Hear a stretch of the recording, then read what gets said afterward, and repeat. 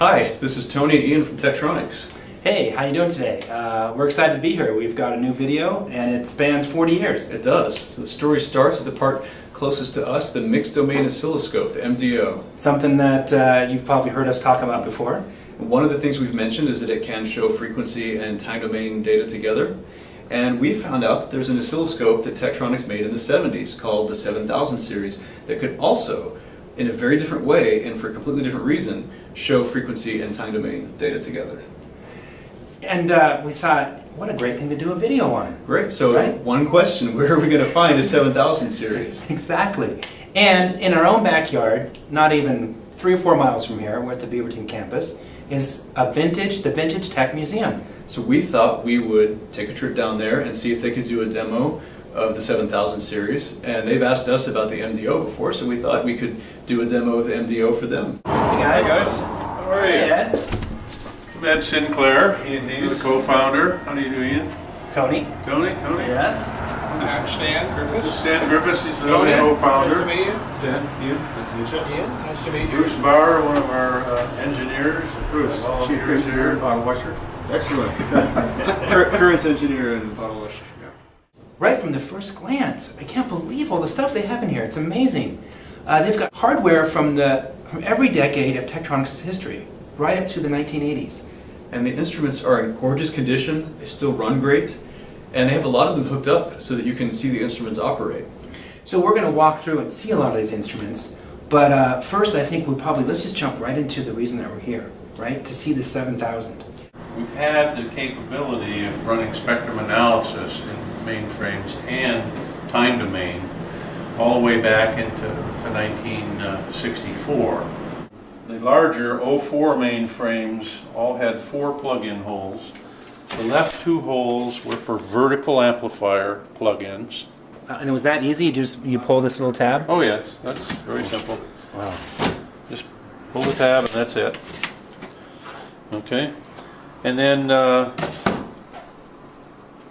the far right here we have a horizontal. These 2 were horizontal channels.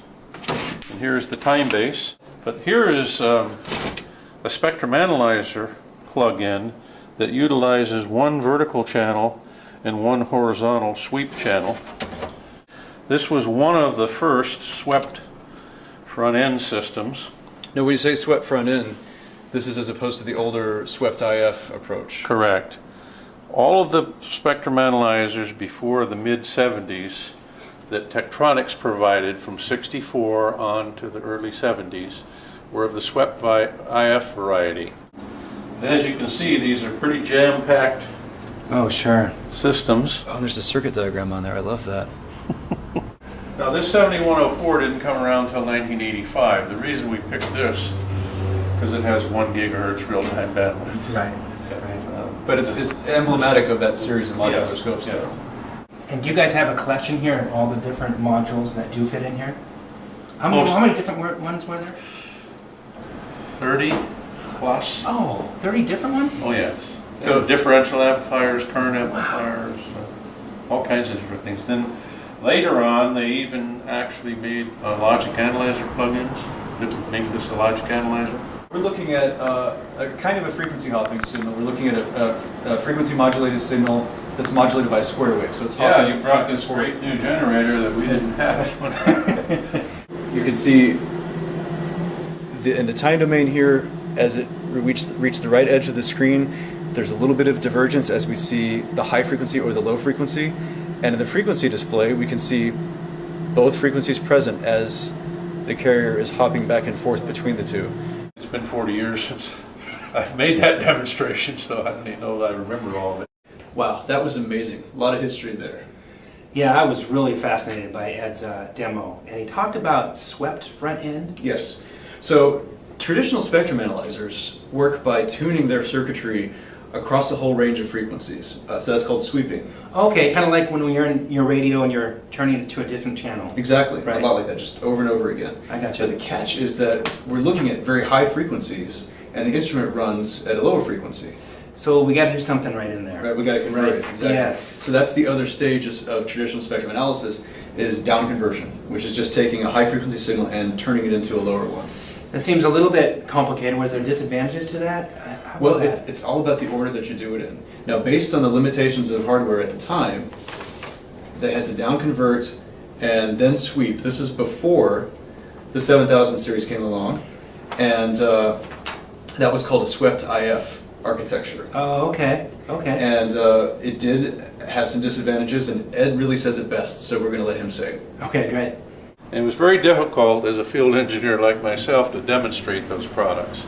Today, a lot of the people call those more spectrum indicators as opposed to spectrum analyzers. Oh, sure. You just mentioned that earlier. Because as you crank the center frequency and you expect it to go to the right as you're cranking it, what will happen is you'll see all the spurs running off in the opposite direction.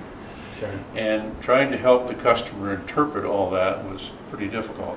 But the 7000 didn't have that problem, right? Exactly. So 7000, instead of down converting and then sweeping, it was able to sweep Oh, I and then gotcha. down convert. And that's Oh. what they call a swept front end spectrum analyzer. That's excellent. But I'm kind of worried now. Now, the MDO, that's another way too? Yes, yes. I'm going to introduce yet another concept. So the MDO works by digitizing the signal, right? Taking that Yes. incoming energy and That's converting right. it to numbers. And now once it's in computer memory, you can do anything to it. And we're going to analyze it mathematically and find out what's in that signal. FFT, right? Exactly. We've done That's the videos on fast that. Fourier transform. Yes. And what are the advantages of that? So because everything's in computer memory, you can stop what you're doing and go back in time. So if you have, for example, a signal that's hopping from one frequency to another, you can go back and look at any individual hop. And God, that's awesome. And that's what we're going to show Ed and Stan. Exactly. Right in our demo. So what we have here is on the top we have a time domain display, and on the bottom we have a frequency domain display. So it's a little bit different on the time domain display. I've gone ahead and turned on frequency versus time. We're seeing the frequency hop between the high frequency and low frequency up here. Now it only needs a certain number of samples to produce this FFT, and that's represented by this bar here. So right now we're only looking at the spectrum from this portion of the time record when it was all on the lower frequency. But I can turn this knob and move it back. Now we see only the high frequency. And as I start to jog the knob to the right, we see a little bit of the low frequency climbing up. And as I move it a little more, now they're roughly equal. And then the high frequency starts to fade away until we're sitting looking just at the low frequency. So it's really just two different takes on the same data, but I was just really delighted to see that the spectrum and time were living together on a scope for a long time, and we would have the chance to come and talk to some of the people who were there. That was amazing. Scopes and spectrum analyzers together in the 70s. I know, right? And that's just the tip of the iceberg for what they have. They have things like the first model scope that Tech made back in the 40s still runs. Oh, man, so if I calculate right, and that's some pretty good quality. Mm-hmm. Yeah, I mean, nearly how to keep 70 going. years later, Yeah. that still runs. So we should all hope to be able to build the same quality into our work today. Yeah, I really enjoyed that tour too. The back area with the manuals and the Like the repair depot. repair, yes, and all the different parts they had. They had like racks of Tech instruments, and they're still coming in. People are still donating them. Yeah, it's wild. So let's take a look at that now. Okay. And here along this wall we have manuals, the manual collection. So if we name the model, you can find the manual for it. We have it here, we have it in microfiche. Wow, how handy is that? This is our tube supply. It's not huge, but it came mostly from my garage. If you need a 6DJ8, you can look it up in here and find out that part number is 154-018700.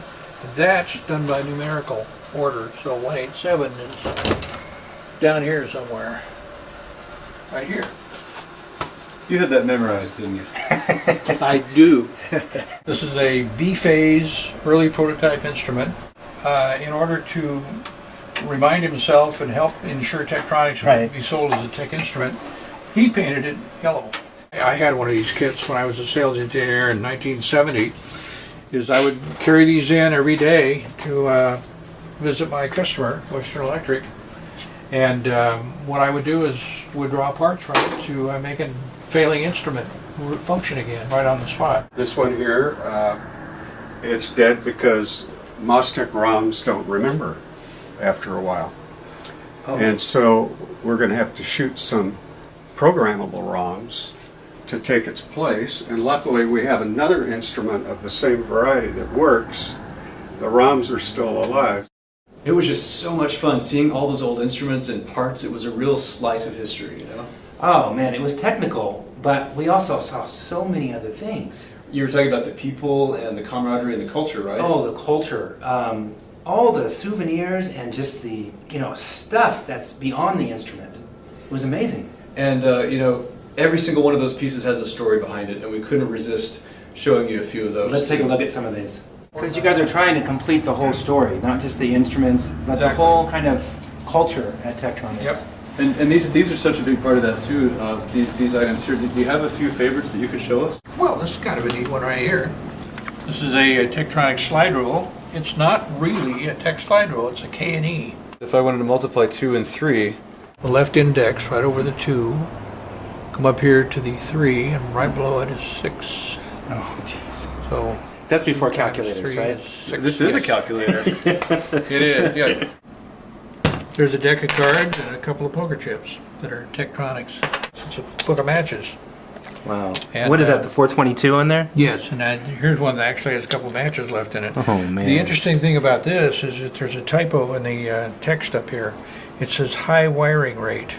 What they meant was high writing rate. Oh, yes. So this makes this kind of a classic. And this is a blank check with Howard Vollum's name on it.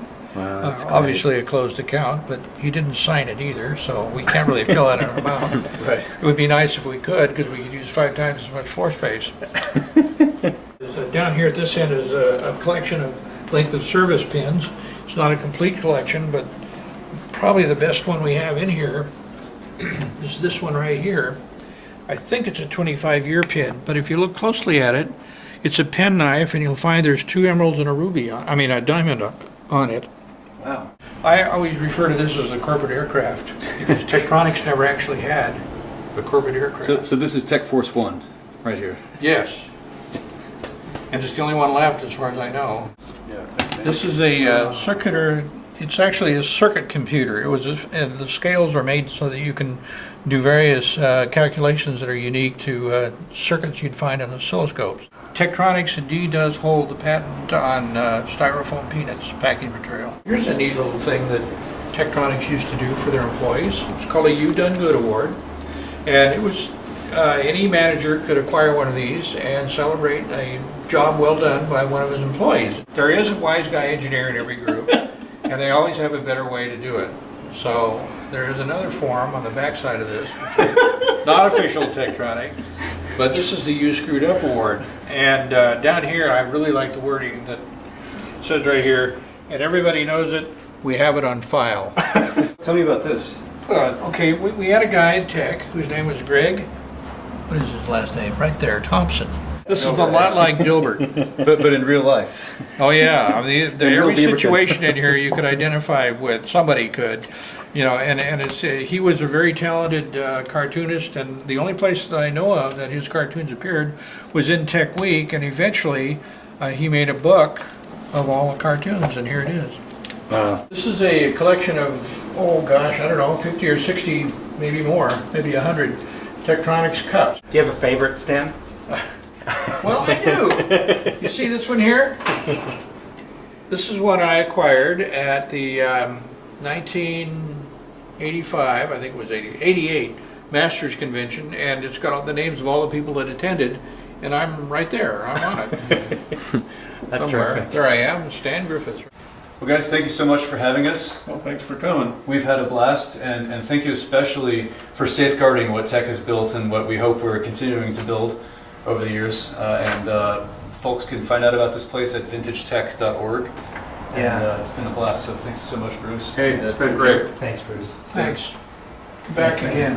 Yeah. And Anytime. got one more thing we'd like to show you. We noticed those You've Done Good certificates over there. We actually found one in the office, and so we would like to present you with a You Done Good award for safeguarding. Oh, that's great. Tektronix's legacy. So thank you very much. Thank you. See you guys. All right, take care. Wow. What a great day that was. We got to see a Yeah, demo of the 7000 series, kind of a distant ancestor of our beloved MDO. We got to see all these old tech memorabilia and all these restored instruments. It was a blast. A terrific time, and anyone can go there, right? That's right. This museum is open to the public. If you go to vintagetech.org, that's got their location and their hours of operation. We hope you guys enjoyed this video. We enjoyed the day immensely, and thanks to Ed and Stan again, and we'll see you in the next video. Until then, bye everybody. All right.